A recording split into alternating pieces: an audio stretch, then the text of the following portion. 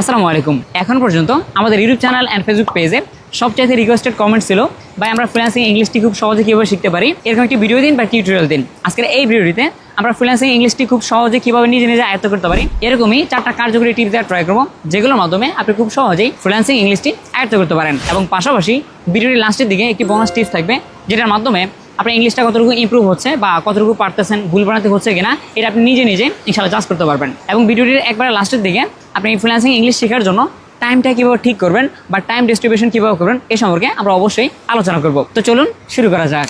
Number 1, listening. English শেখার ক্ষেত্রে প্রথম ধাপটি হলো শুনে শুনে শেখা। এক্ষেত্রে যে বিষয়টি মাথায় রাখা উচিত সেটি হলো কম্প্রিহেনসিভ ইমার্শন, অর্থাৎ আপনি শোনার সময় মনোযোগ সহকারে শুনবেন। এরপর আপনি যদি আমেরিকান অ্যাকসেন্টে কথা বলতে পছন্দ করেন সেক্ষেত্রে আপনি বিওএ লার্নিং ইংলিশ ফলো করতে পারেন।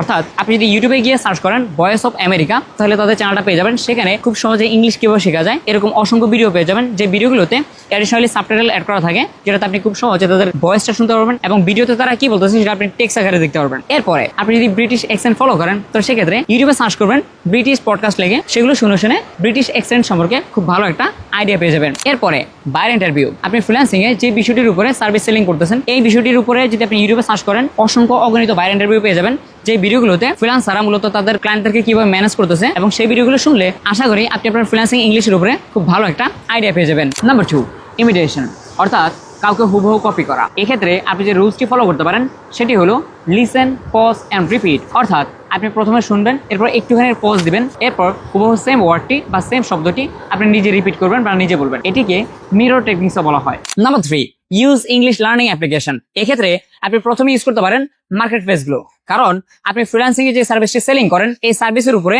মার্কেট প্লেসগুলোতে অনেক অনেক গিগস বা প্রজেক্ট রয়েছে, যেখান থেকে মূলত আপনি আপনার সার্ভিসের উপরে নতুন নতুন শব্দ বা কথাগুলোর সাথে পরিচিত হবেন। এরপরে লিঙ্কডিনেও আপনি আপনার সার্ভিস রিলেটেড অনেক অনেক ইংলিশ পোস্ট দেখতে পারবেন, যেখান থেকে আপনি নতুন নতুন সেন্টেন্স শিখতে পারবেন। এরপরে ইংলিশ কনভারসেশন প্র্যাকটিস অ্যাপ, এই অ্যাপটির ভিতরেও আপনি লিসেন অনুযায়ী ইংলিশ শিখতে পারবেন। এরপরে the last one, Duolingo. I think অ্যাপ্লিকেশনটির সাথে আপনারা ইতিমধ্যে অনেকে পরিচিত, কারণ এটির মাধ্যমে গেম খেলতে খেলতে ইংলিশ শেখা possible. Number 4, practice with someone. আপনি যেহেতু ইতিমধ্যে অনেকটা ইংলিশ পারেন, তাই এখন থেকে যে করার সাথে ইংরেজিতে প্র্যাকটিস করতে পারেন। এক্ষেত্রে আপনি ইউজ করতে পারেন ফ্রি ফর টক অথবা হ্যালো টক অথবা কমেন্টিং এনিহোয়ার।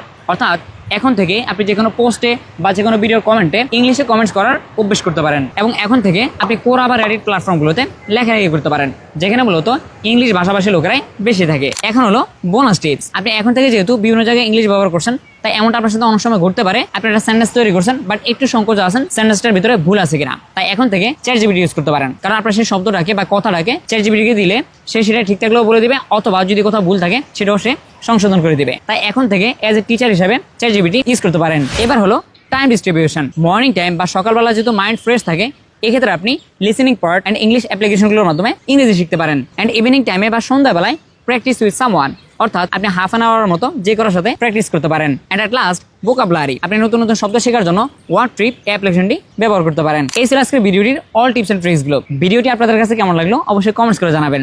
আপনাদের সাথে দেখা হচ্ছে নতুন কোনো ভিডিওতে। আজকের জন্য আল্লাহ হাফেজ।